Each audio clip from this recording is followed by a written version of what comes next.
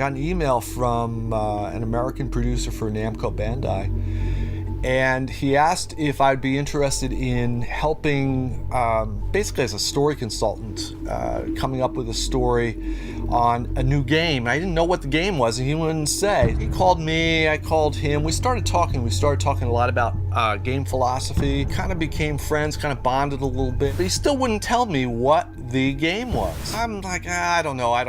Finally, I said, all right, if you want me interested, what is the game? He said, Ace Combat. I said, shit, you should have told me that right in the beginning. I'm in.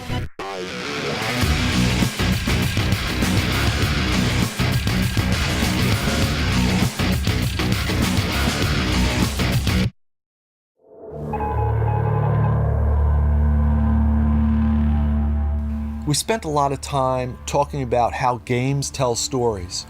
And one of the things that we emphasize is that everything that you do in a game, whether it's working a controller, hitting a button, as well as reading what's on the screen or listening to what's happening, that is all involved in the narrative. That is all telling a story. Hey, Colonel, you awake? You got a scramble. Yeah, coming. Probably the most obvious difference between Assault Horizon and the earlier versions of Ace Combat is that we are now playing in a realistic universe. Everything that happens in the game is something that could happen in the real world. You start in Africa, and basically what's happened is the Americans are joining other countries, and you're working with pilots from France, from Russia, and from some other NATO and Western countries. As the story goes on, we find out that the rebels are getting support from some other group. The outside group is developing a weapon. The fight then moves to the Middle East and to Dubai. And we then, without giving too much of the story away, shift a lot of the action to Russia. What we wanted to do here was come up with a plot that would take us to a lot of different territories, put us in a lot of different geographical situations. For instance, there's at one point you are flying through Dubai, and you get to fly air combat through the buildings, which was one of the goals in coming up with the game. I did actually want to blow up my house, but the team thought that would be a little bit too much. You have several characters that you can play as in the game. Probably the most important will be Colonel Bishop.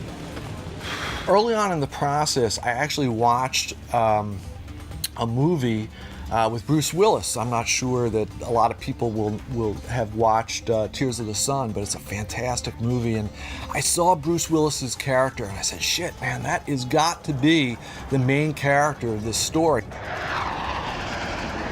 Once I had that character, once I knew that kind of stoic hero, the guy that is at the top of his game, I understood what could happen in the story, and I kind of took that and went from there. We have additional information about some of the key people involved in the coup. The airman leading the coup Air Force is the same one we encountered in Africa. Very early on in the game, Colonel Bishop and the player will realize that even though all of his life and all of his career, he has been the best, suddenly he's confronted with the reality that maybe he's not the best. Later on in the game, he and the player are going to have to make a choice. Do I accomplish my mission and prove that I'm the best, or do I save my friend? Because I know what I would do, and yet that may or may not be what most players will do. Everything that you see will be absolutely as realistic as we can possibly make it in the game. So that, again, it's another core value of the Ace Combat series has been realistic aircraft. Well, now it's a realistic political situation, realistic geography, and realistic people.